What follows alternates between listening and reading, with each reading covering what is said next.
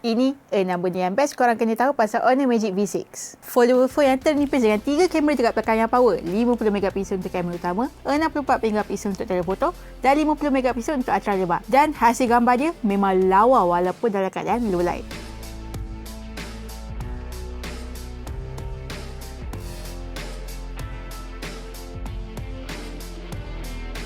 Dah ambil gambar lawa-lawa mesti nak share kan? Tak ada alasan sekarang ni nak pakai iPhone je sebab senang nak airdrop gambar. Sebab Android sekarang pun boleh menggunakan Quick Share. iPhone boleh airdrop ke Honor Magic V6 cuma kena install Honor Connect baru boleh share gambar. Honor Magic V6 ni siap boleh connect dengan MacBook untuk jadikan second monitor. Ni saya tunjuk saya tengah edit video menggunakan Premiere Pro dekat skrin Honor Magic V6. Cakap pasal skrin kat luar ni tahan lasak, tak mudah calar sebab adanya Honor Anti-Scratch Nano Crystal Shield. Kunci boleh tahan, duit shilling boleh tahan dan juga pasir.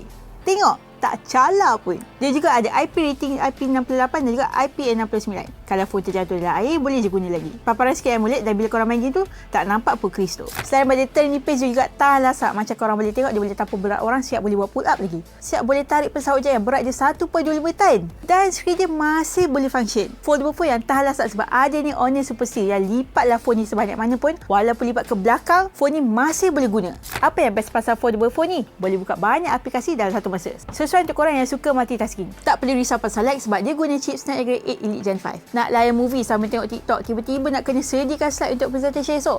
Ada lagi satu tab yang korang boleh buka dan boleh buat semua tu dalam satu masa. Phone nipis ni mesti bateri kecil kan? Taklah, Honor Magic V6 ni didatangkan dengan 6660mAh dengan 24 jam bateri life. Puas untuk layan series baru. Saya dapat lagi satu extra casing Honor bagi warna merah juga. Tapi ada design kuda dekat sini.